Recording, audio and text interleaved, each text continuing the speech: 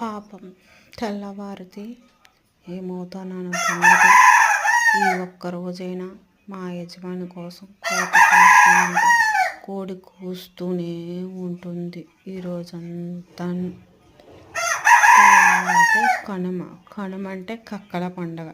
కక్కల పండగ కోసం నా ప్రాణం తీస్తున్నా. నా యజమాని కోసం నేను కోస్తున్నా.